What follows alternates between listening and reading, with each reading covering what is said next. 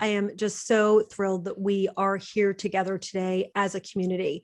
And first and foremost, I just hope that you are all doing okay. In the wake of the increased violence against the Asian, American, and Pacific Islander community, I know so many of us are in pain. And racially motivated violence shows us yet again how much work has to be done. So I don't know about you, but when I get really stressed out about a topic, I like to spring into action, and there is nothing but action in front of us. So for those of you not familiar with Inspire, we are a secret weapon to CHROs and CEOs for everything on the HR agenda. We typically help in three ways. One, interim HR that can parachute in to fill in gaps, whether it's for open roles, parental leaves, not expected resignations, or to rapidly scale an HR department. Two, we tackle those strategic projects that keep CHROs up at night, helping lean teams to both assess work and deliver on it. And three, coaching and training, both to the community of leaders and employees across the organization, as well as to upskill HR functional leaders in whatever area they hail from. We are a team of 37 experts across the country, and we work with both Fortune 500 and high growth organizations. And DEIB, diversity, equity, inclusion, belonging, is very near to our organization. Harvard found recently in a study that 40% of people feel isolated at work these days. And that number becomes even more troubling when we consider that high belonging has been linked to a 56% increase in job performance, as well as a 50% drop in turnover risk. So if your folks do not feel like they belong, there is no way to help your organization reach its goals. And building that sense of belonging starts at the top of the house. We always say it starts at the top of the house. And inclusive leaders are 2.5 times more likely to have direct reports who feel that they belong. So we spend so much time with organizations these days talking about the business case for DEIB. And this conversation today is going to widen our aperture to talk about the human case, both the moral imperative as well as how the organization can really rise with that focus on belonging. So we are in great hands with three panelists who I'm a huge fan of. Dion Bullock is the DEIB lead for Bravely, and a DEIB coach himself, as well as a strategist. Jyoti Rai is the managing director and deputy chief HR officer at Moody's, formerly with American Express. Nicole Weber, I am proud to say, is an Inspire expert. She's one of our 37 experts on our team, and Nicole specializes in developing leadership and workplace culture. Dion, Jyoti, Nicole, thank you so much for being with us today, and let's dive right in. I'd like to start just to really set the table with this shift that many HR and business leaders are just getting their head around, that idea that when folks like me back in '94 might have started their career, it was called diversity. Then it moved to diversity and inclusion, then diversity, equity, inclusion, equity. Now it is also, you hear the word belonging really moving into the vocabulary. And I'd like to just start with kind of helping people understand what these different terms and focuses mean. So Dion, let's start with you. I'd love your input on this. Yes, thank you, Jamie, and so excited to be a part of this conversation with you all today. And you said it, you've seen the evolution from just diversity, in which companies were looking at how do we bring in marginalized and historically underrepresented groups into our workplace. Once they were brought into the workplace, they may not have stayed.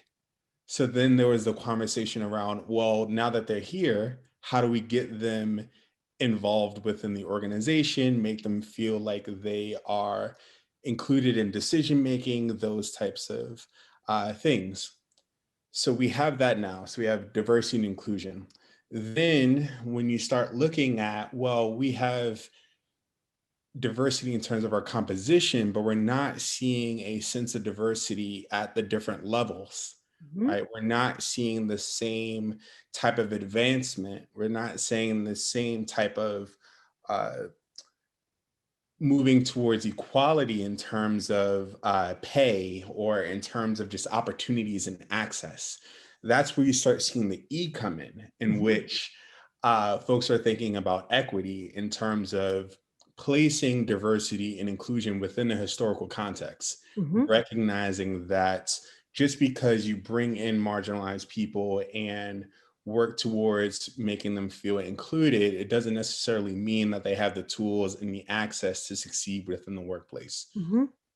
And the B is now thinking about what does it mean to then implement those things at the day-to-day level in terms of the employee experience. Mm-hmm. So when you are thinking about what it means for a underrepresented person to exist within the workplace, how do they exist as their authentic whole self without the fear of assimilation, without the fear of judgment, and without the fear of covering? So you Mm-hmm. get into things like code switching, right? Oh, And yes. wondering whether it's okay to speak in a certain way, dress in a certain way, engage with others in a certain way based on the way that you show up. Mm-hmm. And I do want to share that all people have some sort of um, engagement with code switching. It's not necessarily just marginalized people, but there's a difference in terms of what the norms and standards are built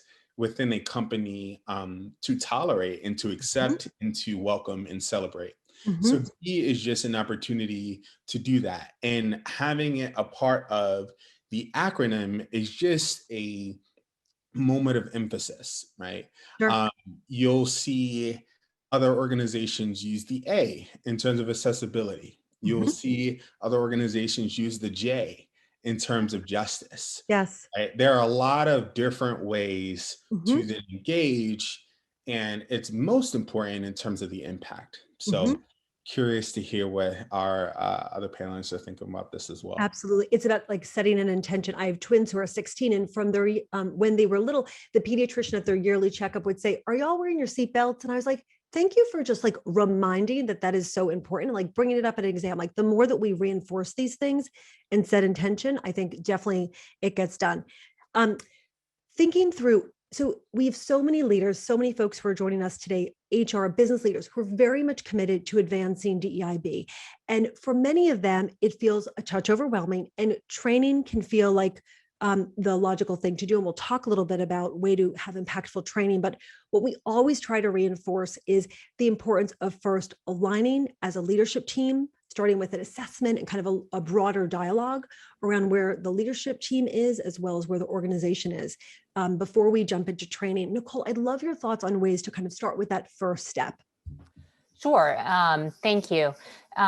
So, at Inspire, we see training as a really powerful tool, but not as a solution on its own. So just like you mentioned, before we start any training, we start at the assessment phase.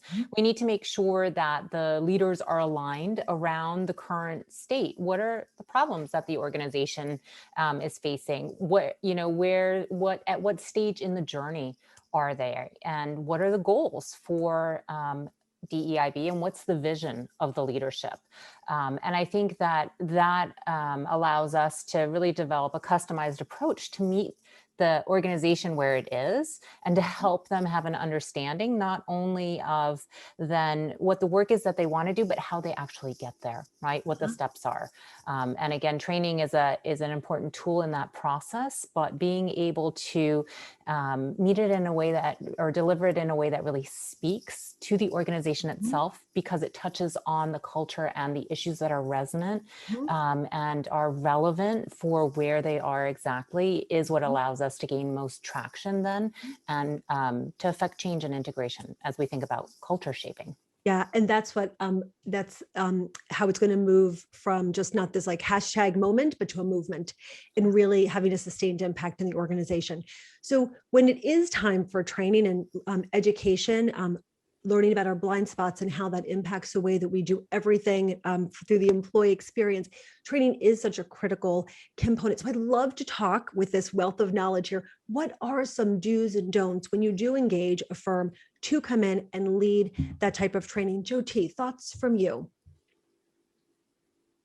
Firstly, thank you for having me here. I'll go back, and before I talk about the training, I'll go back and talk about when we think about diversity and inclusion, equity and inclusion and belonging. We are, as an organization, we are still in the DEI phase.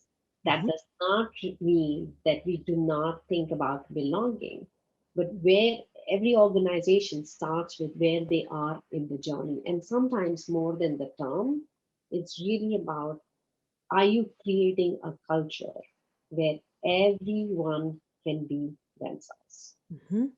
And that is the vision that if we have and the alignment that we have as an organization with the leadership team, it becomes very critical because when we think about the training and any other engagement, it needs to seep into just who we are as an organization. Mhm. So back to your question, Jamie, around do's and don'ts for the training. It starts with what do we want people to know? And what do we want people, what's the behavior shift we are driving? Getting that alignment and getting that alignment from the leadership, from the executive leadership, and for the organization is very, very critical because when like any change, you say align the leaders, engage your next level leaders, and then communicate often. That's the change model that we have. So we have to think about what are the behaviors that we have to drive through this training. Mhm. Where are we in that journey? Assessment on that. Being very clear what questions, what concerns people may have, and understanding in terms of these are very complex topics. people Mhm.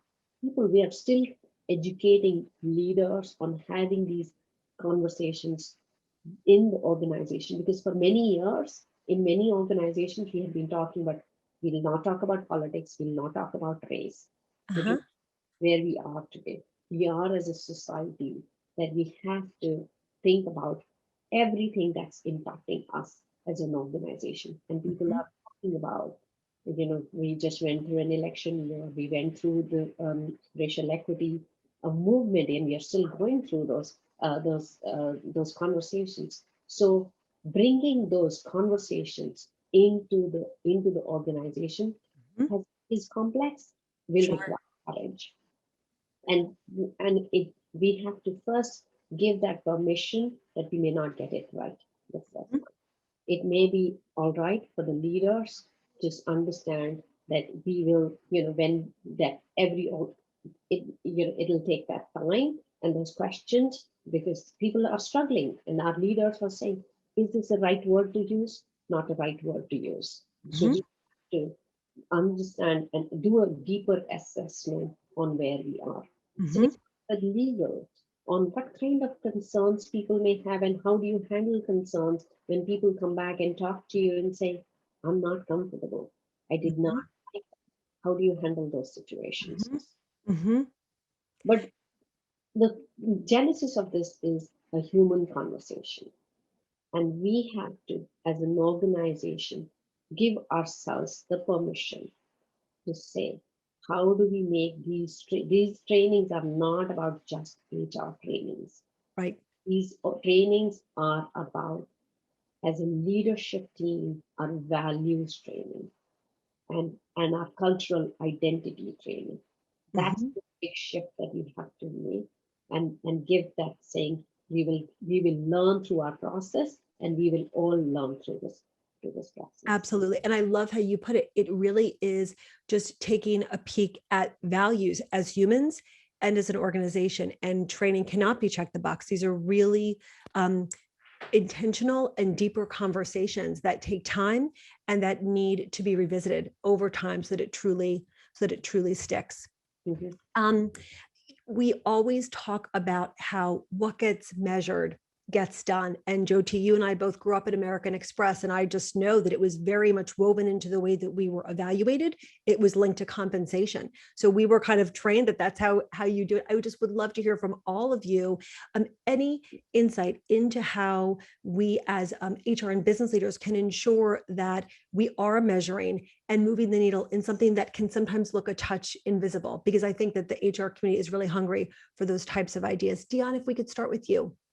Sure. And I just saw in the chat there was the mention of Equal Pay Day today, which is definitely connected in terms of how are we putting into place different assessments around pay and compensation within the workplace.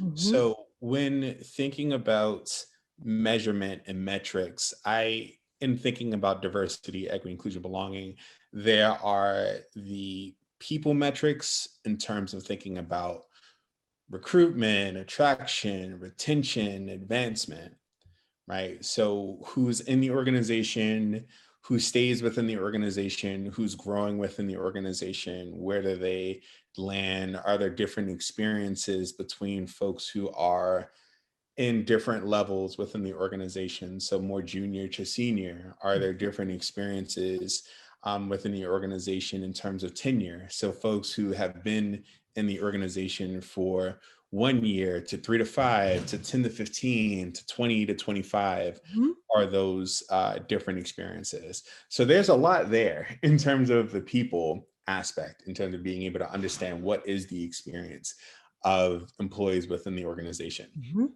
And then you also have DEIB as a lens that you then use for different functional areas. And I know this is a question that comes up a lot in terms of the connections between HR and DEIB, where the lens for DEIB then goes to functional goals for each of the different departments.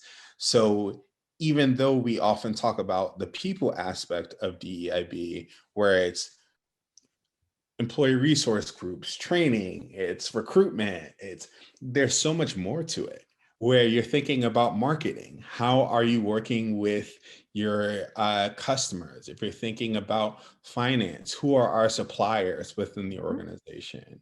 When you are thinking about technology and engineering and product, what are the things that we're building within the organization, and how are we making sure that we have the perspectives and the experiences and the needs of marginalized communities when we're building these things? So there are so many different ways to look at them, but I would say the fact that an organization has two types of metrics in terms of people metrics, and then Mhm. also functional metrics based on diversity, equity, inclusion, belonging within those different areas would be a Mhm. positive sign for me. Absolutely. Because the board, the C-level executives are looking at metrics against every other lever in the company. And they visited at their weekly leadership team meetings, quarterly retreats, et cetera. So having that intention, like the pediatrician asking the kids about the seatbelt, it's just going back to it and that reinforcement. Um, Nicole, any thoughts from you? Anything come to mind when you scan different companies that we've worked with? Any metrics jump to mind for you? I agree with, just to add to what Dion said, I think that there is, it's multifaceted, right? So we know there's the metrics that we both see internally and from the external experience as well. And really tying it through, the entire employee life cycle, right? Mhm. So I think that it's capturing almost everything that we're talking about today, right? Mhm. It's not just diversity as a strategy in recruitment and what do our numbers look like, but actually what allows for the full human, authentic experience, Mhm. and how do we measure that Mhm. by, as Dion mentioned, retention, but also promotion, right? When we look at diversity, what does it look like in the incoming recruitment cycle versus the leadership of the firm?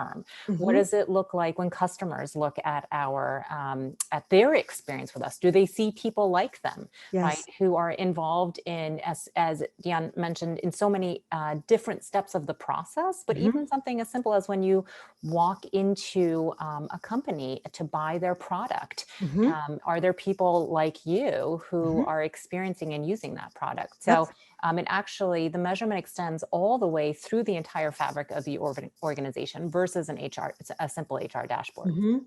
I love what you said about customers seeing themselves in a experience, Yeah. because so much research shows that millennials, specifically along with Gen Z, they only want to support and buy from companies that get it, where they see a little bit of themselves and they feel that those organizations are doing the right thing in the DEIB space. Jyoti, any thoughts from you? I know Moody's has definitely woven this into the DNA of their organization. Absolutely, because we are in that business of ESG, the environmental, social governance, and climate.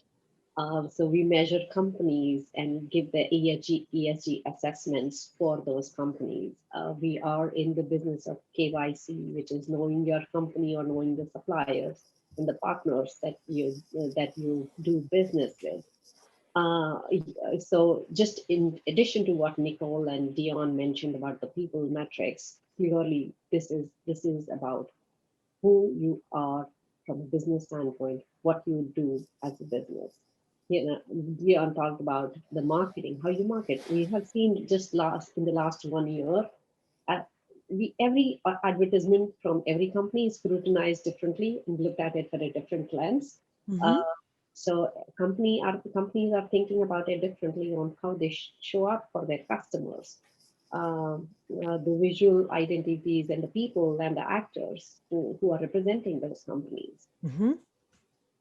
For us, even the stakeholders, even the shareholders are asking, and the pressure from the shareholders on every company. And I love that because it is going beyond, taking a 360 view of diversity, taking Mhm. and putting the right pressure, being that doctor of that seatbelt, Mhm. and that the shareholder activism in this space Mhm. is helping many organizations drive that dialogue in the boardrooms with the CEOs Mhm. and making that impact. Absolutely. Just the people metrics, the business metrics, and even from other aspects of this. Mhm. We're living during such interesting times where business leaders truly can move the needle in this area. One of the major issues that we're hearing is that it really that it's about leadership kind of getting aligned and having that strong leadership. I want to pop up a poll. You'll see it pop up on your screen for a moment because we have over 100 folks joining us, and with so many leaders represented here today, we'd love to get your input on how much alignment you are seeing on DEIB from the very top of your organization, whether it's at a board level or a C level. So that will pop up on your screen, and we would love to get your input. How aligned are your leaders with their focus and the path forward for DEIB? Folks are answering. We are, yeah, on average, yeah. So interesting to see the way that each organization is handling it differently. But we're seeing that, yeah, 58% of folks say that their leaders are somewhat aligned, 33 very aligned, go them, and 7% not aligned at all. And I always say, we just want to meet people where they are, wherever they are. We'll just meet them there, and we will, we're thrilled to help them along the journey. Want to touch on this notion of really, Dion, you said it so beautifully, really innovative ways that DEIB efforts can be woven into the DNA of the organization and having these company-wide implications. So I'd love to just kind of crowdsource, and Dion, we'll start with you, but any innovative ideas on how companies are just tactically weaving it into internal processes, thinking about the customer experience, product development, marketing, consumer engagement, and building brand loyalty. And when I think about the product development, the last bit of time has shown us so many products brought to market, whether it's fast fashion, pick a store in the mall that you've gone to, or high-end Fifth Avenue fashion. All of those organizations have brought products to market that have offended. And we're living during times where consumers are very vocal about that, and organizations very much then, apologized, sprung to action, elevated the role of a DEIB leader in their organization, made donations. They did all the right things. But I always think if someone from that underrepresented group was just in the room of the creative team, that product would have never ended up on shelves, right? That is such a waste of energy and money for an organization to make those missteps. It is just so much easier to get it right from the beginning. So that's a quick example of the product development. But Dan, any thoughts that you have as we try to weave this into the DNA? Yeah, and again, we'll love to hear from Nicole and Jyoti about this as well. One thing I think about, especially right now, we're in Zoom. One of the big pieces of feedback around Zoom is that there is no live closed captioning within Zoom. So if someone wanted to watch this and listen to this recording webinar right now, if they were hard of hearing or just needed subtitles to better understand what was happening, they wouldn't be able to access that. Right. Now, it is important to be able to build those things in, right? So that it doesn't necessarily, or that you're able to do it live. I saw someone clarify there is closed captioning now, but I know that's such a big issue that folks have been thinking about and making sure that it's happening live. One thing or one brand that I would elevate is Netflix. As a organization, they've brought in someone to focus on diversity, equity, inclusion.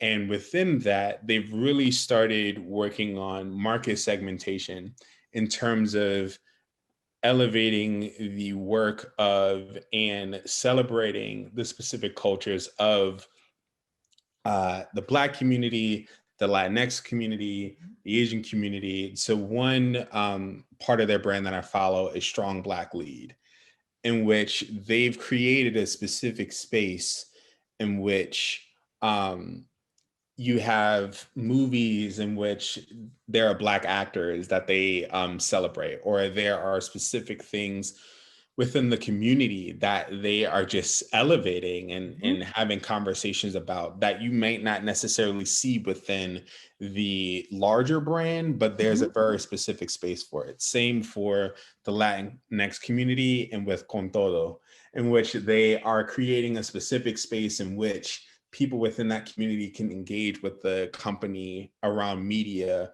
for that. So in seeing organizations invest in and really bring in people from that community to then engage with the larger community as a part of the product has been advantageous. Like so much to engage in there, but I would say being able to see different ways and taking intentional ways to invest in engagement with specific communities is totally helpful. I love that example. Like Bridgerton comes to mind as you're talking about that. I just was just after watching that series, I actually felt myself in a bad mood watching other shows. Like it was just so Captain Obvious that there were people missing from lead roles in other shows. I wish we could like Bridgerton each show. I'm using Bridgerton as a verb. Jyoti, any thoughts from you? Yeah, so going back to what practical steps companies can do, we talk about employee resource groups. Shifting what those employee resource groups are. They are business resource group, and engaging them as business resource group within the organization on and thinking through every aspect of the business process. Because those are who they are. They are our colleagues. They are our employees. They are they are on the product teams. They are on the sales teams. They are on the customer teams. They are in technology groups, and bringing that agenda to them and helping them understand the lens, take that lens of DEIB. Because then you're taking away the responsibility, not just or actually co-creating the solution, that it is not just about HR responsibility, it is every employee responsibility. How we think about DEIB in every aspect of the business that we do. And it's a small step, but we have to shift away from just thinking about employee resource group as just resource group for driving some diversity events or so, but giving them into every aspect of the work that they do, and with a clear charter, with a clear engagement piece, as well as thinking about how they can create an impact for our customers, for our communities, for our employees. I was listening to a podcast this morning where the CEO of Delta Airlines was interviewed, and he himself identifies as a white male who has walked in privilege and really is on a mission to make Delta less racist. He actually went on to say that he, after the murder of George Floyd, did so much thinking. He put out a memo without even checking with the board. He was like, this is just how I feel. And who guided him through that? Their Black ERG. He said, it's a group of these 12 people. He said, I didn't really know a lot of them before, but he now, since June, I think he said in the podcast, he meets with them on a periodic basis. And he said, it's one of the things on his jam-packed calendar he looks forward to the most. He said, look, in the beginning, it was like, it was a little bit stiff, but now the conversation flows so authentically, and they are the advisors. They are the guide for him within his mission for Delta, as well as the Atlanta airport. We'll continue on. I think that sometimes we hear bias and we assume that technology and computers, which we are all addicted to, are as objective, more objective than humans. But really, behind the scenes, it's the humans who are doing the programming. And I would love to explore ways that we can recommend for companies to evaluate technology, evaluate processes, and uncover areas where bias can seep in.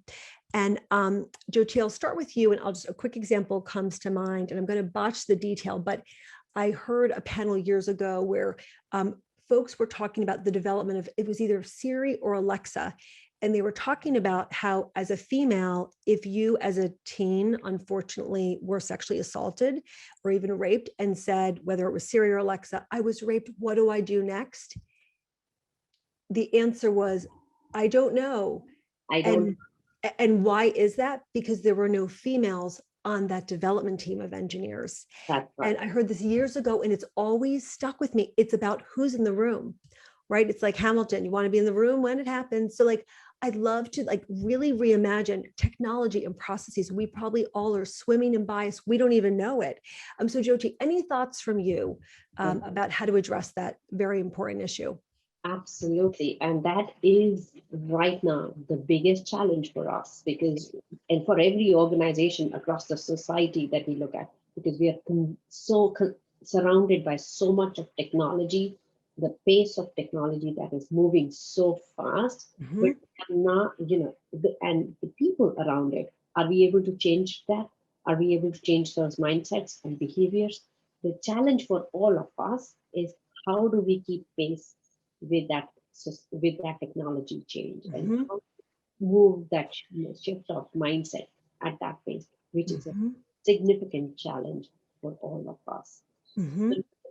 Firstly, no easy answers there, but we have to again go back, being intentional.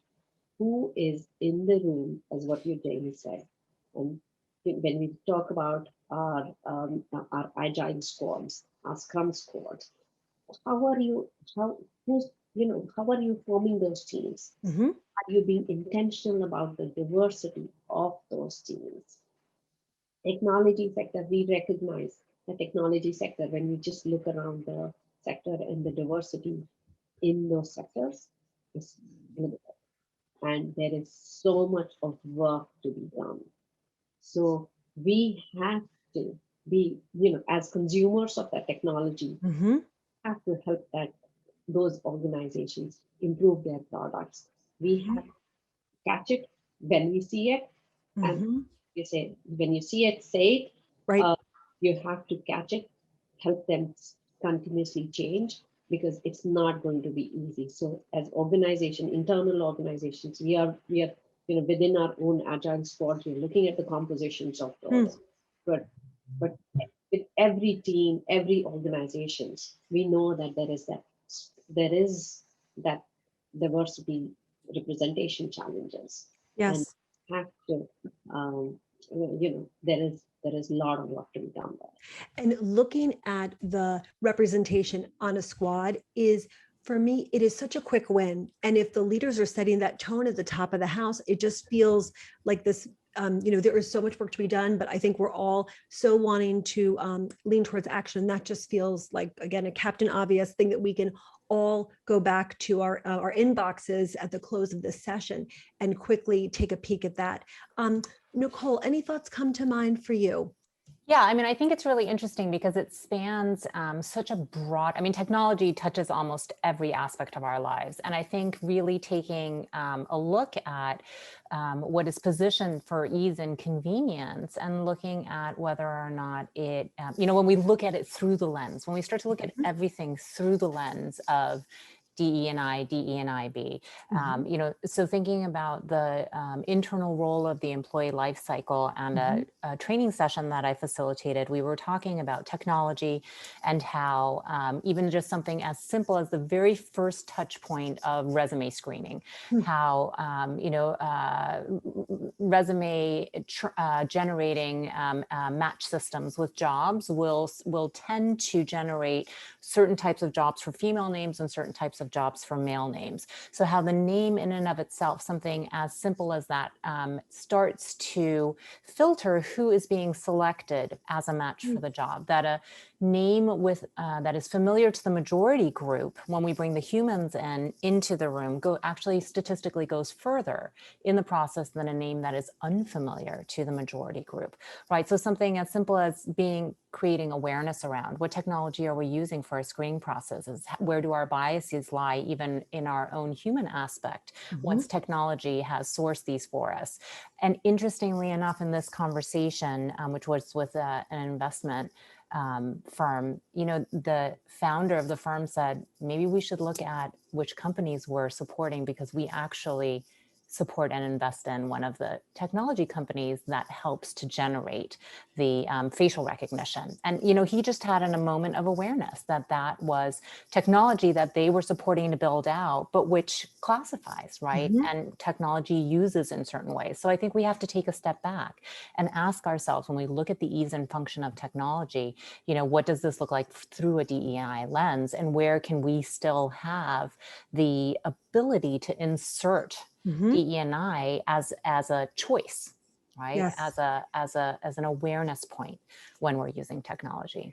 I love that story about the founder. We have, again, over 100 people. Imagine if everyone at the top of the hour went back to their inbox and said, as leaders, as heads of HR, we are going to make one decision today that reduces bias in technology. Everyone here could impact it, how that ripple effect could be. We're going to go in a moment to questions, and there are a lot of them that folks would love your input on. But Dion, before we close on that, anything jump to mind for you that you want to share? I think Nicole and Jyoti hit it directly. All right. I would say there are just even more implications to it. So Nicole, you mentioned facial recognition. When you have companies using facial recognition to then partner with law enforcement, right? If there are biases within the facial recognition process combined with the biases you see within law enforcement, that has a ripple effect in terms of who then gets, who is impacted by that. So I would just say the biases that we experience within both technology and within our organizations then have that compounding effect in terms of different communities that are impacted by it. Well said, my friend. Okay, we're going to go to the questions in the chat, and boy, there are a lot of them. The first one is, how do you engage colleagues or leaders who do not believe there is a problem? And Dion, I want to start with you on this. And while you're getting your thoughts together, I want to share with you that I participated in a wonderful program last night, sponsored by the Holocaust Museum in New York City. And it was the amazing Elizabeth Wilkerson, the author of Caste, and a woman who is a rabbi in New York City. She's actually Asian American and is the first ordained Asian American rabbi or cantor in all of North America. It was a beautiful conversation. And this exact question was asked of Elizabeth Wilkerson. So no pressure, Dion, but she's like the amazing mind trust behind the book Caste. But they were talking about this exact issue, and it's a little bit about a human conversation about values and kind of speaking to someone's heart and speaking about belonging. Again, not everyone is at a place in their journey where they're ready for that type of conversation. So just would love any wisdom from you. Sure. And yeah, I'm not going to compare myself to Wilkerson. But what I will say is that this is a crucial conversation for me, as when working with organizations, thinking about how do we focus on strategy, or how do we build out a DEIB strategy. And I like to, move people away from the business case. We mentioned all the ways in which focusing on belonging and focusing on diversity, equity, inclusion can be an asset to an organization.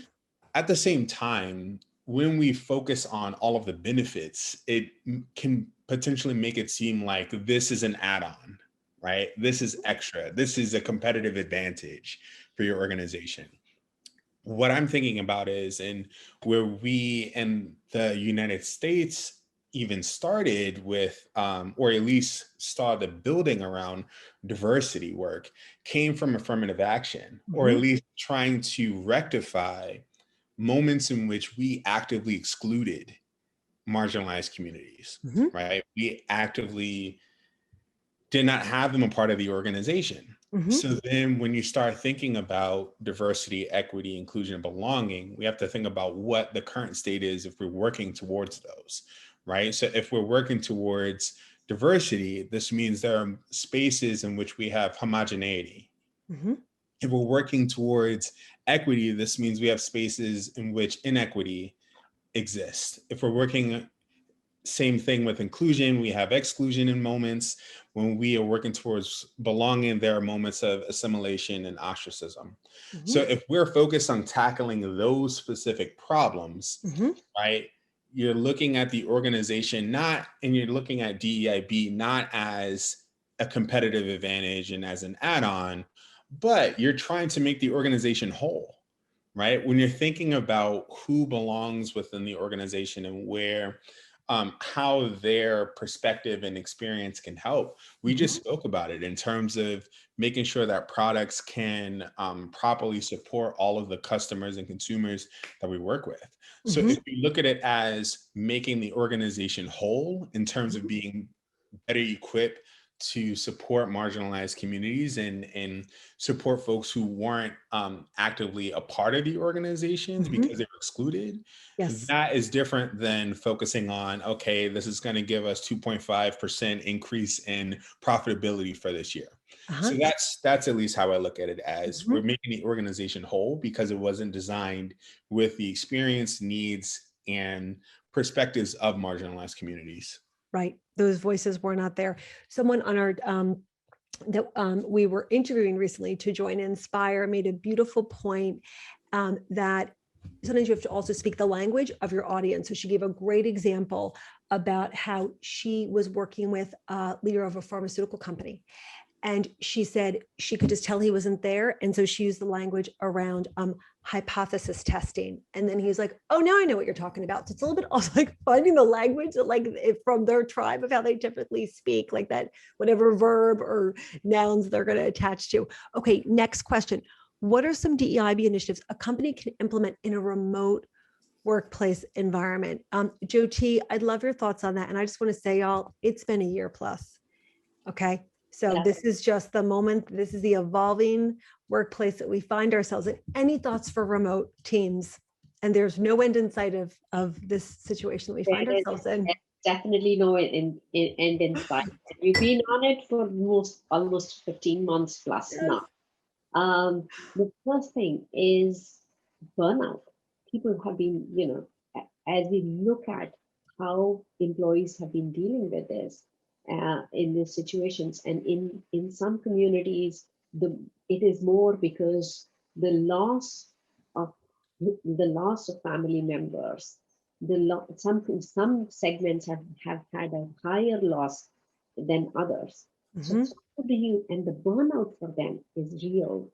The issues that we faced in just last year, again, in communities, our own communities, that the burnout, again, in terms of the emotional burnout, Sure, so much higher in just this last 15 months, right? The health issues to the racial equity issues to other things. And we have to recognize that while we are all remote and we are not able to do these coffee chats, but just being, again, more intentional about recognizing the impact of these 15 months in certain employee segments more than the others. And how do you create a connection? How do you make sure that you are creating that reach out and those conversations which feel like real conversations and conversation in coffee chats that you're doing with those employees? So that is going to be it's going to be a learning for all of us. Mhm. Because we are all learning our way through in creating that emotional bond Right. across the screen.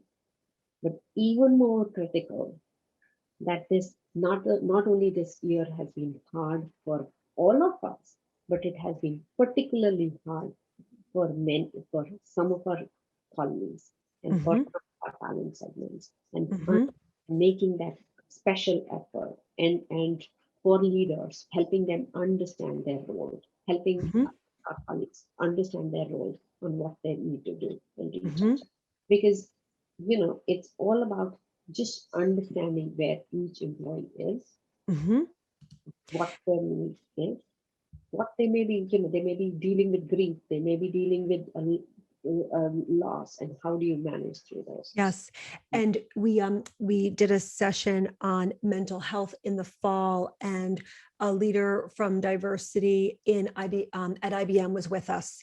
And she was, she said that she just had great insight into it. It's just so important also to realize, with everything on your to-do list, that when things go on at a global level, on a national level, that impact so personally someone on your team, just to pause and be so still and reach out to them and just say, can we just grab 5 minutes? I just want to check in and see how you are. So when I think of what happened in Atlanta, so many of all of our colleagues from the Asian American Pacific Islander community were just in such a place of pain. And they're just to slow the heck down and just see people on a human level. And I think when you reach out to someone like that, you have a relationship for life. I think that we just all need to recognize, like, to just not say, like, and where are we on that deck? Are we hitting the deadline for the deck revisions? Like, no, stop. Right. Yeah. Like, that is, I mean, I don't care if you call it DIB, I don't care what your mission statement is on your website, but like really just that basic thing. So that was wisdom from Sophia at IBM back in the fall. That's what we need to teach the leaders. And there were a lot of Absolutely. discussions and a lot of time spent with the leaders on saying, just take a moment to reach out and say, how Mhm. Absolutely. create that. Absolutely. When we talk about ally, it's the Right. first is trying to understand where they Mhm. Right. and what situations, Right. what situation that they're dealing with. Right. Like, can we just cry together just for a minute before we jump into our one-on-one? On a slightly less emotional topic, I want to touch on total rewards. So I'd love any wisdom from you on this is in the chat, ideas around compensation and benefits with a DEIB focus. And while folks are thinking, I will just say that one of our clients who is in LA is part of the Hollywood and entertainment space. We're just learning so much in our work with them. There is an approach that before Academy Award nominations can be put forward for the next cycle, pay equity data needs to be shown for gender. And it is a new day in Hollywood, right? So if that is, you think industry by industry, what could be done just to move the needle ever so slightly on total rewards? Dion, any thoughts from you on anything you're seeing with total rewards? Anyone on that one? Yeah, I think the first step is exactly what you mentioned, is making sure you're tracking that holistically. Mhm. So I know there are different companies who have different HR technology tools out there to be able to Mhm. track that information, so that when we are looking at those things, when we're Mhm. thinking about compensation, we're holding those in place. So just really being mindful about capturing that, keeping that up to Mhm. date, and creating space for employees to understand why those gaps, if they do exist, why those gaps exist. Mhm. Okay, excellent. And there is, again, what gets measured gets done. So like, I like how you said, just checking in on that over time. Um, Next question in the chat: what concrete and ongoing action should an organization take to drive diversity and inclusion into their operating culture? And Nicole, I'd love your thoughts on this, because I know you are so passionate about culture. Sure. I mean, I think it's again, I think a lot of what we've talked about today is the human experience of being able to show up as your authentic self. You know, as to show up in an organization where you can belong. And when I think about belonging, as we've used it in the term of our work here, it's being able to be your authentic self and to thrive. And there's a big shift in that from a lot of elements that we've talked about today, moving from culture fit to someone who can feel that they are culture add and that that's valued, right? So when we think about the work that we're doing here, it's not only around training, and really thinking about how, some things came up for me just in the last couple of questions, but, in the virtual medium, I think it's use virtual, proceed as human, right? Humans still want it. There's a yearning for connection. We have the virtual space. We have our voices. We have the ability to listen authentically at different levels, to be able to connect and address and meet each other where we are, getting the entire company involved, right? Not just having diversity, equity, inclusion training be for minority members, but having the entire, and Inspire, we've had the incredible experience of training the entire organization, having authentic vulnerability and sharing. Everyone has felt marginalized, whether they're not they're a diverse member or in the majority group. And so when we think about meeting people where they are, and allowing those experiences to be shared, and thinking about then how do we take all of that, right? How do we take that into the organization, and how do we really shift culture? And it's not just about, the assessment of what are the problems or where do we want to go, the training, how do we take the steps to get there, but really how do we get traction and integration afterwards? And a lot of that is being able to think about what you need in the organization, have a champion.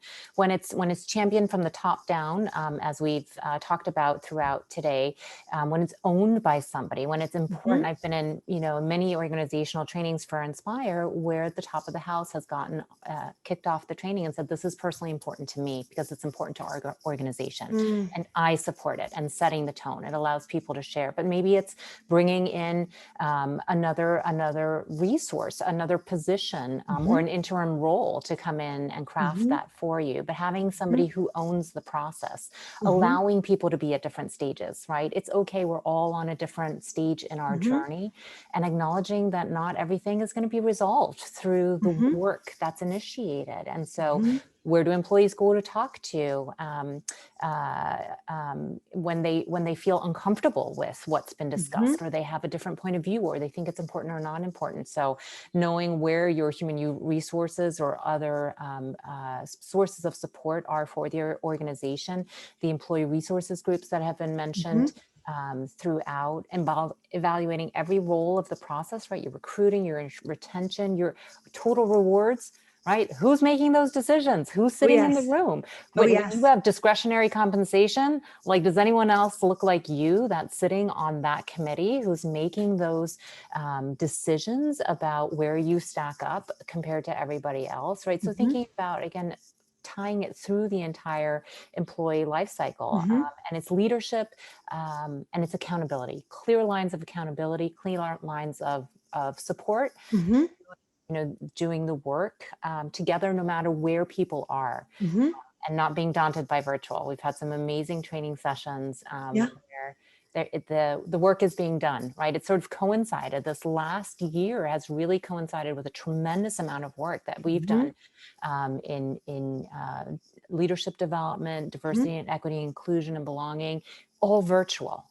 Right. And so the work is being done, and don't be daunted by the virtual medium, because we proceed as humans. I love that. I mentioned this podcast where the gentleman who's a CEO of Delta Airlines was speaking, and he had shared that with one of the tragic murders of a Black citizen in our country at the hands of police last year, that a Delta pilot who is Black was first cousins with that person who passed away. And he was very private and quiet about it and never spoke about it. And when this CEO started speaking his truth and his commitment as a white straight man over 40, this pilot came forward and spoke about what it's been like for him. And that just sat with me listening to this morning, like this idea, like if leaders role model that, there's more of a human connection, and people can just show up and absolutely be their full self. We are going to wrap. We always are committed to finishing on time. I want to thank the great questions that were shared in the chat. I know people have so many more questions. If you ever have additional questions, you can always get us hello@inspirehumanresources.com, longest email address ever. This was such a great conversation. Nicole, Dion, Jyoti, I am so grateful for your wisdom, and thank you for creating what really is a safe space. We tackled some things that are hard to talk about with your boss, hard to talk about with colleagues. And what we try to do every month in redesigning the future of work is just create this safe space to talk about these things that they're kind of keeping us all up at night.